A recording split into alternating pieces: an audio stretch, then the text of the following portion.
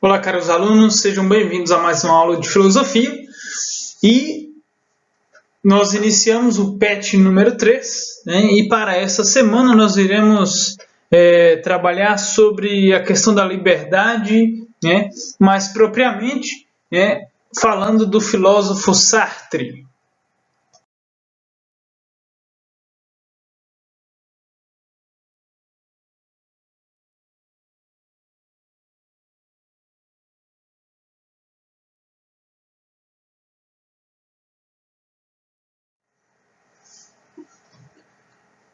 Sartre, Jean-Paul Sartre, nasceu em 1905 e faleceu em 1980.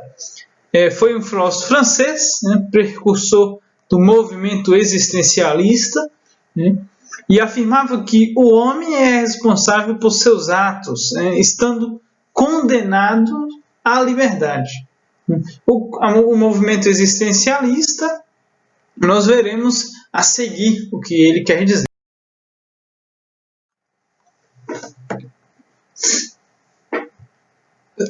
A corrente existencialista é o conjunto de doutrinas que se opõem ao racionalismo. O racionalismo ele é corrente do Descartes, que vai dizer que é pela razão que nós conhecemos tudo. E o idealismo, que é a teoria das ideias, que nós temos a ideia na nossa mente e a partir daí a gente conhece a realidade de acordo e através pelas ideias. Ela, então, admite que o próprio objeto da filosofia é a realidade existencial, ou seja, é a existência concreta e vivida. A nossa existência, a existência do indivíduo, é tida como agente livre e responsável que determina o próprio desenvolvimento por meio de atos da vontade. Ou seja, se nós escolhemos não estudar e depois, eu não fui muito mal na prova, a consequência, a responsabilidade de ter ido mal na prova não foi de ninguém, mas foi nossa, porque escolhemos, como agentes livres, não se dedicar ao estudo.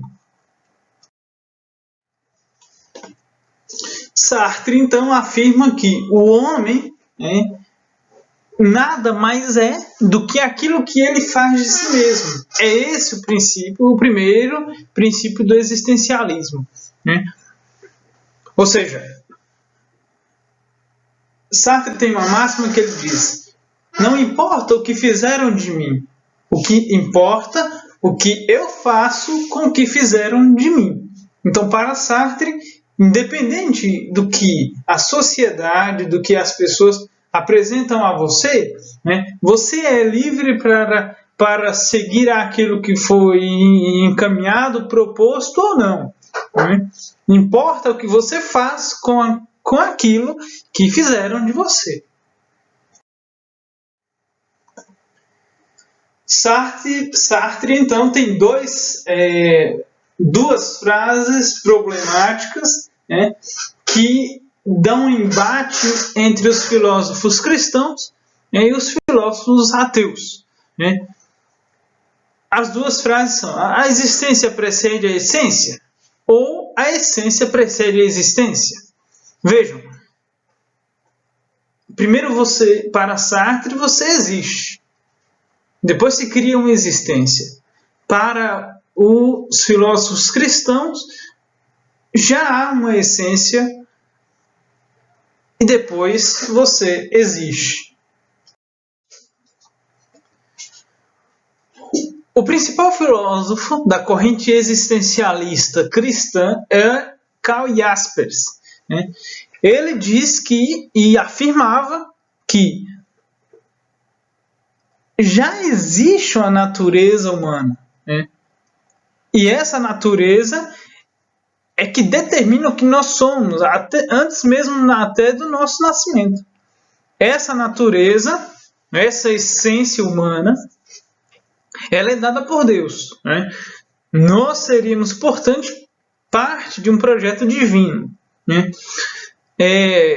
Dá um exemplo para vocês. Na Idade Média, né, e até hoje algumas correntes religiosas ainda pregam muito isso, né, que diz o seguinte, que nós somos cada um aqui. Cada um vai ser aquilo que Deus quer. E aí dizia-se o seguinte, na Idade Média: se você é pobre, porque Deus quer que você seja pobre. E você é rico, porque Deus quer que você seja rico. Outro exemplo também era: você vai ser trabalhador da roça porque você nasceu para ser trabalhador da roça. Porque você nasceu para ser burro, né? Você nasceu para se dedicar às atividades braçais, né? Você não é capaz de almejar outras atividades que não sejam braçais, né? Então essa é a proposta da corrente filosófica, né? Dizer que a essência humana existe e é dada por Deus. Já na corrente ateia, nós temos como representante principal o próprio Sartre, né? Que ele diz que a existência precede a essência. Né? Ele afirma que não existe uma essência, uma natureza humana prévia. Né? Sartre diz que primeiro nós chegamos ao mundo, existimos, nós somos jogados nesse mundo. E a partir das nossas próprias escolhas é que nós determinaremos quem somos. Né? Para Sartre, o homem é projeto de si mesmo. Né? Para Sartre, não existe a frase eu serei o que se Deus quer que seja assim, será. Não. Para Sartre, eu quero que seja assim, será assim. Né? E aí volta a frase, né? Não importa o que fizeram de mim, importa o que eu faço com o que fizeram de mim. Né? Sartre diz que nós somos condenados à liberdade. Né? Um exemplo que eu vou dar para vocês é: se a gente fosse guiar um pouco pela questão da essência, que a essência precede a existência, a frase anterior do Karl Jaspers, aí eu dou um exemplo para vocês. Né? Por volta de 1920, houve uma história de que um reverendo encontrou duas meninas, o reverendo Sink, encontrou numa caverna duas crianças que viviam como lobos. Né? As idades que elas tinham mais ou menos eram entre 2 e 8 anos. Eles deram o nome de Amala e Kamala, né, para as duas. O reverendo então levou essas meninas para o orfanato e começou um processo de ressocializar, né, com psicólogos, antropólogos, né, a convivência social com outras crianças, com adultos, comportamentos e tudo mais. Né? Elas não falavam, não sorriam, elas andavam de quatro, né, uivavam para a lua, tinha todas as atitudes de um lobo. Com o tempo, né, depois de muito persistir, elas foram aprendendo a usar a linguagem humana. Né? A mais nova, Kamala, né, viveu durante... A mais velha, ou melhor, viveu durante 8 anos na instituição que a acolheu. A Mala, a mais nova, morreu logo depois de ser encontrada. A Kamala, ela foi aos poucos aprendendo o vocabulário, atitudes, né? Desenvolveu um pouco o andar, a caminhar, né? E aí, ou seja, o que eu quero mostrar para vocês é, se a gente fosse observar a questão da essência, se existisse uma essência humana, essas meninas não seriam mesmo que fossem abandonadas, né, criadas como lobos, elas teriam que ser lobas, né? Se perguntem, se existisse uma essência humana, era para essas meninas agirem como lobos? Agora, se a essência humana ela se constrói a partir da existência, aí a gente concordaria com Sartre, né? Porque a gente faz aquilo que somos a partir das nossas escolhas diárias, a partir das nossas atitudes diárias. Sartre, então, gente, ele diz que não existe essa natureza prévia, né? Não existe esse destino, né? Está predestinado que eu vou ser professor, que eu vou ser médico, que eu vou morar na rua, que eu vou ser burro, que eu não sei nada, que eu não aprendo, né? Não. Sartre ele diz que as nossas escolhas determinam a nossa capacidade de sermos livres, né? E eternamente responsáveis por nossos atos, né?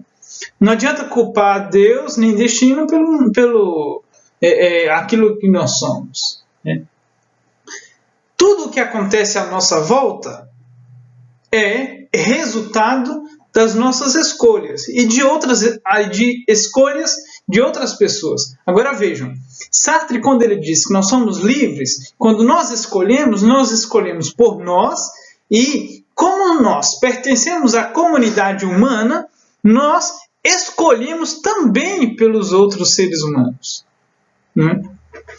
Quando nós fazemos uma escolha, nós escolhemos por nós e escolhemos pela raça humana, porque nós estamos dentro da raça humana.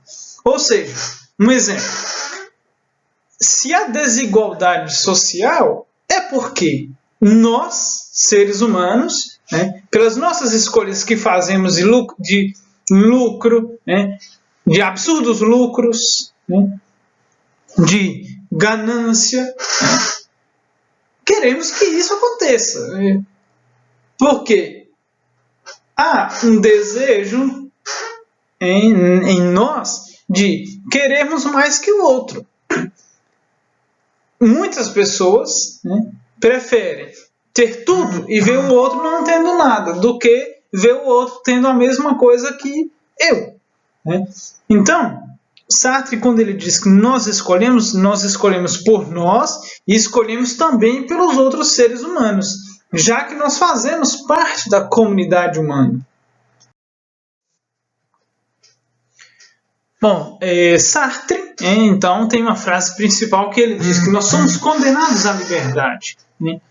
E aí, nós somos e estamos condenados à liberdade, pois uma vez que a gente escolhe por nós e por todos os outros. E Sartre ainda diz que é impossível não escolher. Quando a gente escolhe não escolher o representante de turma, quando a gente escolhe não escolher fazer uma boa ação, quando a gente escolhe não eleger um bom prefeito, um bom vereador, né, um bom representante do bairro, quando a gente escolhe não fazer as coisas certas, o bem, a gente está escolhendo isso. A gente está escolhendo, né? A nossa vida é feita de escolhas constantemente, né? Se a gente escolheu errado, é possível corrigir, né, futuramente. O bom da liberdade humana é isso. Nós podemos escolher a todo momento, né? E aí eu vou contar uma historinha para vocês que diz o seguinte. Sartre diz que nossas escolhas não afetam apenas a nossa vida, mas de todos à nossa volta, né? E aí eu vou contar uma breve historinha para vocês, né? Havia certa vez um pedreiro que trabalhava numa construtora de casas, né? Já fazia muitos anos que trabalhava nessa firma. Era um ótimo pedreiro e construiu muitas e muitas casas, todas bem feitas. Um dia, né, já idoso, ele chegou para o patrão e disse: "Eu peço as contas, estou cansado, vou parar de construir casas." O patrão, que gostava muito dele, disse: "Olha, eu compreendo e aceito o seu pedido de demissão. Só lhe peço um favor. Construa apenas mais uma casa. Vou viajar, mas avise a loja de material de construção para lhe oferecer todo o material necessário." O empregado concordou, mas como era a última casa que construía, resolveu, entre aspas, matar o serviço. Fez pouco alicerce, as paredes ficaram tortas e a massa do reboco era quase só areia. A cobertura ficou pouco segura para as chuvas e ele não fez as calçadas em volta. Resumindo, ficou uma casa mal construída. Quando o patrão chegou de viagem, ele lhe entregou a chave. Mas o patrão lhe disse: "Meu amigo, eu quis lhe fazer uma surpresa. Sei que você não tem casa e vive de aluguel. Agora tem, esta casa é sua." E lhe devolveu a chave. Claro que o pedreiro arrependeu-se 1000 vezes de ter construído tão mal a sua própria casa. Ou seja, vejam, quando nós escolhemos fazer algo bem feito, ou mal feito, ou não escolher alguma coisa, nós estamos escolhendo. E as nossas escolhas afetam a nossa vida e afetam de todos à nossa volta. Veja um exemplo aí da casa. Né? A casa era para o rapaz. Mas já pensou se essa casa fosse para outra pessoa e essa casa viesse a desabar? Olha só, mataria a família que estaria dentro de casa, né? E ainda por cima, né, o pedreiro possivelmente seria preso. Então, as nossas escolhas determinam quem nós somos, o que seremos. Não adianta dizer, já é assim, não dá para mudar mais. Não, é possível mudar.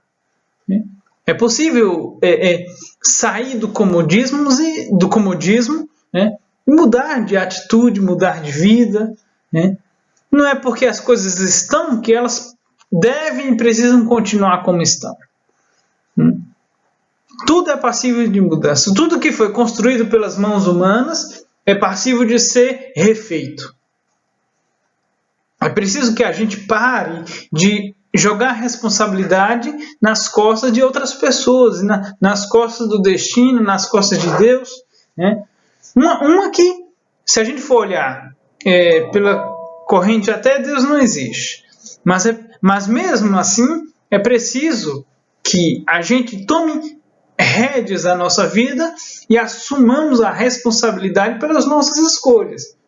Se há desigualdade, né, na sociedade, por que não tomarmos a frente e tentar corrigir as desigualdades? É possível, é possível.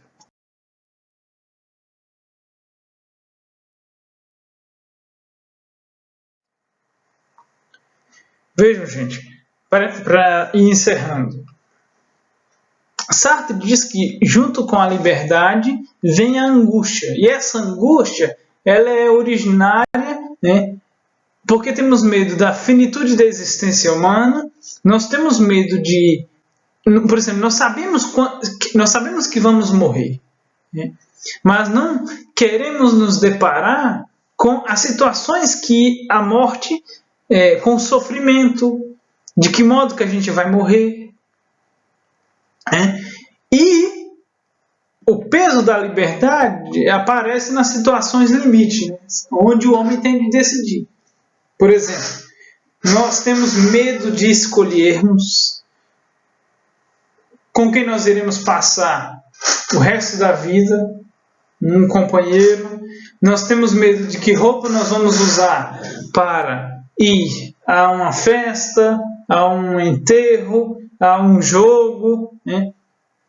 Nós temos medo de que jeito nós vamos nos apresentar para outras pessoas.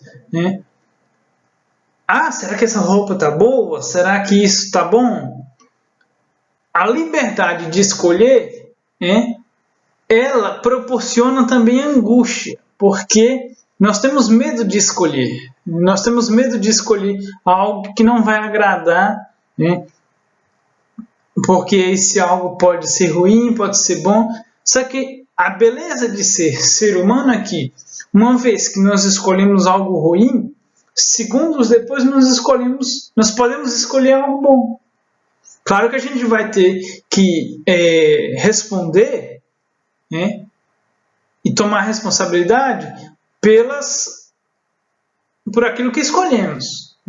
Não é porque a gente fez algo, né, e segundos depois escolheu diferente, que a gente não vai ter que arcar com as consequências.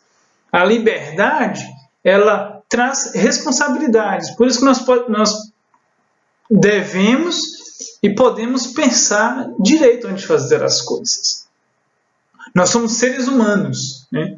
Nós somos seres de reflexão. Nós podemos pensar antes de fazer as coisas e não agir por instinto. As pessoas, e aí para encerrar definitivamente, as pessoas optam, muitas das vezes, por entregar a sua liberdade na mão de gurus, né? A liberdade ela é muito boa, mas como ela vem acompanhada da angústia, essa angústia provoca medo em nós, né? E nós temos medo de sermos livres. Nós temos medo de ver pessoas livres. A todo momento nós queremos dominar as pessoas. A todo momento nós queremos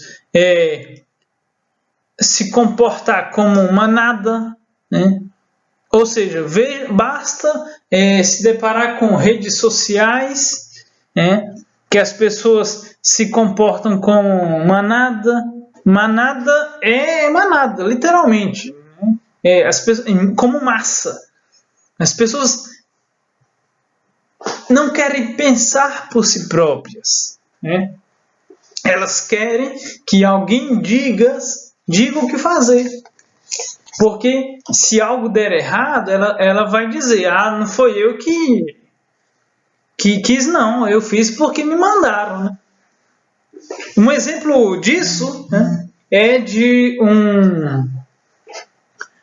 um cara chamado Eichmann, né, um tenente-coronel do nazismo, da SS, né, que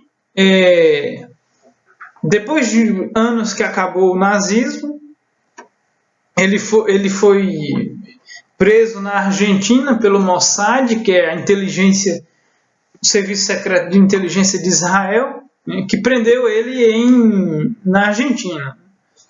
E aí ele foi levado para julgamento, né, em Israel. E durante o julgamento, né, quando perguntado por que ele tinha feito isso, né, ele dizia, eu fiz porque eu estava seguindo apenas ordens. Mas a gente deve pensar o seguinte, não é porque eu estou seguindo ordens que eu não tenho responsabilidade. Porque se eu estou seguindo ordens é porque eu tenho a possibilidade de dizer ou não. Isso vai custar a minha vida? Mas eu tenho a possibilidade de escolher. Eu escolho matar ou não. Eu escolho prejudicar alguém ou não. E isso equivale também para as redes sociais, né? As redes sociais transformaram as pessoas, deram voz segundo Leandro Carnal, ele disse que, e Humberto Eco, né, na verdade, ele diz que as redes sociais deram voz aos idiotas, né? As pessoas tolas, porque as pessoas preferem seguir o comportamento de manada, fazer o que os outros estão fazendo, a parar e refletir, olha, minha atitude está sendo condizente? Será que se eu agredir, é justo, é certo eu agredir alguém nas redes sociais, difamar alguém, né?